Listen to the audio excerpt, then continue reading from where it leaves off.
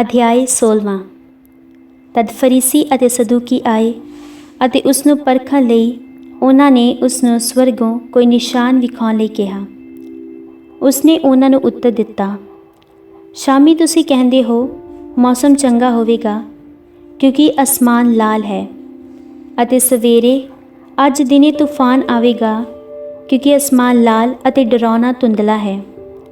ਤੁਸੀਂ ਅਸਮਾਨ ਦੀ ਸੂਰਤ ਦੀ ਵਿਆਖਿਆ ਕਰ ਸਕਦੇ ਹੋ, ਪਰ ਤੁਸੀਂ ਸਮੇਂ ਦੀ ਨਿਸ਼ਾਨਾਂ ਦੀ ਵਿਆਖਿਆ ਨਹੀਂ ਕਰ ਸਕਦੇ। ਬੁਰੀ ਅਤੇ ਦੁਰਾਚਾਰੀ ਪੀੜ੍ਹੀ ਨਿਸ਼ਾਨ ਮੰਗਦੀ ਹੈ, ਪਰ ਇਸ ਨੂੰ ਯੋਨਾ ਦੇ ਨਿਸ਼ਾਨ ਤੋਂ ਇਲਾਵਾ ਹੋਰ ਕੋਈ ਨਿਸ਼ਾਨ ਨਹੀਂ ਦਿੱਤਾ ਜਾਵੇਗਾ। ਫਿਰ ਉਹ ਉਹਨਾਂ ਨੂੰ ਛੱਡ ਕੇ ਚਲਾ ਗਿਆ। ਜਦੋਂ ਚੇਲੇ ਦੂਜੇ ਪਾਸੇ ਪਹੁੰਚੇ ਤਾਂ ਉਹ ਰੋਟੀ ਲਿਆਉਣਾ ਭੁੱਲ ਗਏ ਸਨ। ਯਿਸੂ ਨੇ ਉਹਨਾਂ ਨੂੰ ਕਿਹਾ, ਧਿਆਨ ਰੱਖੋ ਅਤੇ ਫਰੀਸੀਆਂ ਅਤੇ ਸਦੂਕੀਆਂ ਦੇ ਖਮੀਰ ਤੋਂ ਸਾਵਧਾਨ ਰਹੋ। ਉਹਨਾਂ ਨੇ ਇਸ ਬਾਰੇ ਇਹ ਕਹਿੰਦੇ ਹੋਏ ਆਪਸ ਵਿੱਚ ਬਹਿਸ ਕੀਤੀ।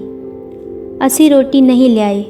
ਪਰ ਯਿਸੂ ਨੇ ਇਹ ਜਾਣਦੇ ਹੋਏ ਕਿਹਾ, ਉਹ ਘੱਟ ਈਮਾਨ ਵਾਲਿਓ, ਤੁਸੀਂ ਇਸ ਗੱਲ ਦੇ ਬਾਰੇ ਕਿਉਂ ਬਹਿਸ ਕਰਦੇ ਹੋ ਕਿ ਤੁਹਾਡੇ ਕੋਲ ਰੋਟੀ ਨਹੀਂ ਹੈ? ਕਿ ਤੁਸੀਂ ਅਜੇ ਤੱਕ ਵੀ ਨਹੀਂ ਸਮਝੇ ਕਿ ਤੁਹਾਨੂੰ 5000 ਲੋਕਾਂ ਲਈ 5 ਰੋਟੀਆਂ ਯਾਦ ਨਹੀਂ, ਅਤੇ ਤੁਸੀਂ ਕਿੰਨੇ ਟੋਕਰੇ ਭਰੇ ਸਨ?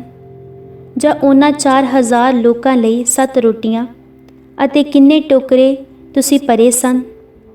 ਤੁਸੀਂ ਇਹ ਕਿਉਂ ਸਮਝ ਨਹੀਂ ਸਕੇ ਕਿ ਮੈਂ ਤੁਹਾਨੂੰ ਰੋਟੀ ਬਾਰੇ ਨਹੀਂ ਕਿਹਾ ਹੈ? ਫਰੀਸੀਆਂ ਅਤੇ ਸਦੂਕਿਆਂ ਦੇ ਖਮੀਰ ਤੋਂ ਸਾਵਧਾਨ ਰਹੋ। ਤਦ ਉਹ ਸਮਝ ਗਏ ਕਿ ਉਹ ਉਹਨਾਂ ਨੂੰ ਰੋਟੀ ਦੇ ਖਮੀਰ ਤੋਂ ਸਾਵਧਾਨ ਰਹਿਣ ਲਈ ਨਹੀਂ, ਸਗੋਂ ਫਰੀਸੀਆਂ ਅਤੇ ਸਦੂਕਿਆਂ ਦੀ ਸਿੱਖਿਆ ਤੋਂ ਸਾਵਧਾਨ ਰਹਿਣ ਲਈ ਕਹਿ ਰਿਹਾ ਸੀ। ਜਦੋਂ ਯਿਸੂ ਕੈਸਰਿਆ ਫਿਲਿੱਪੀ ਦੇ ਇਲਾਕੇ ਵਿੱਚ ਪੁੱਜੇ ਤਾਂ ਉਸਨੇ ਆਪਣੇ ਚੇਲਿਆਂ ਤੋਂ ਪੁੱਛਿਆ, ਲੋਕ ਕੀ ਕਹਿੰਦੇ ਹਨ ਕਿ ਮਨੁੱਖ ਦਾ ਪੁੱਤਰ ਕੌਣ ਹੈ? ਉਹਨਾਂ ਨੇ ਕਿਹਾ, ਕੁਝ ਕਹਿੰਦੇ ਹਨ ਯਹੂਨਾ ਬਪਤਿਸਮਾ ਦੇਣ ਵਾਲਾ, ਹੋਰ ਕਹਿੰਦੇ ਹਨ ਏਲੀਆ, ਅਤੇ ਕੁਝ ਹੋਰ ਕਹਿੰਦੇ ਹਨ ਯਿਰਮੀਆ ਜਾਂ ਨਬੀਆਂ ਵਿੱਚੋਂ ਕੋਈ ਹੋਰ। ਉਸਨੇ ਉਹਨਾਂ ਨੂੰ ਕਿਹਾ, ਤੁਸੀਂ ਕੀ ਕਹਿੰਦੇ ਹੋ ਕਿ ਮੈਂ ਕੌਣ ਹਾਂ? ਸ਼ਮੌਨ ਪਤਰਸ ਨੇ ਉੱਤਰ ਦਿੱਤਾ, ਤੁਸੀਂ ਮਸੀਹ ਹੋ, ਜਿਉਂਦੇ ਖੁਦਾ ਦੇ ਪੁੱਤਰ।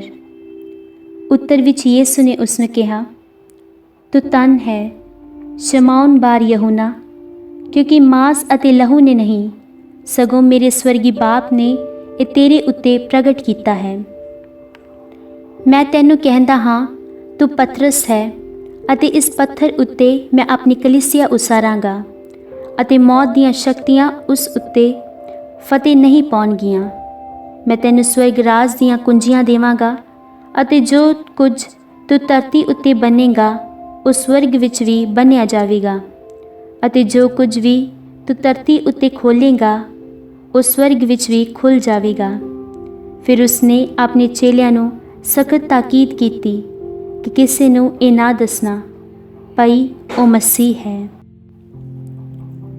ਉਸ ਦਿਨ ਤੋਂ ਯਿਸੂ ਆਪਣੇ ਚੇਲਿਆਂ ਨੂੰ ਇਹ ਦਰਸਾਉਣ ਲੱਗਾ ਕਿ ਉਸ ਯਰੂਸ਼ਲਮ ਜਾਣਾ ਹੈ ਅਤੇ ਨੇਤਾਵਾਂ, ਮਹਾਂਪੁਰੋਹਿਤਾਂ ਅਤੇ ਧਰਮ ਗ੍ਰੰਥੀਆਂ ਦੇ ਹੱਥੋਂ ਬਹੁਤ ਦੁੱਖ ਸਹਿਣਾ ਹੈ, ਅਤੇ ਮਾਰ ਦਿੱਤਾ ਜਾਣਾ ਹੈ, ਅਤੇ ਤੀਜੇ ਦਿਨ ਜਿੰਦਾ ਕੀਤਾ ਜਾਣਾ ਹੈ।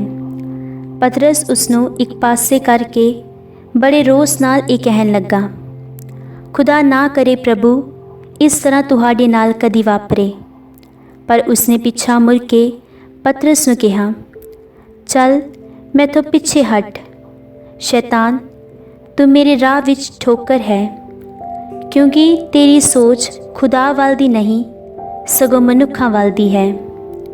ਫਿਰ ਯਿਸੂ ਨੇ ਆਪਣੇ ਚੇਲਿਆਂ ਨੂੰ ਕਿਹਾ, ਜੇਕਰ ਕੋਈ ਮੇਰੀ ਪੈਰਵੀ ਕਰਨਾ ਚਾਹੁੰਦਾ ਹੈ ਤਾਂ ਉਹ ਆਪਣੇ ਆਪ ਦਾ ਇਨਕਾਰ ਕਰੇ ਅਤੇ ਆਪਣੀ ਸਲੀਬ ਚੁੱਕ ਕੇ ਮੇਰੇ ਪਿੱਛੇ ਚਲਿਆ ਆਵੇ।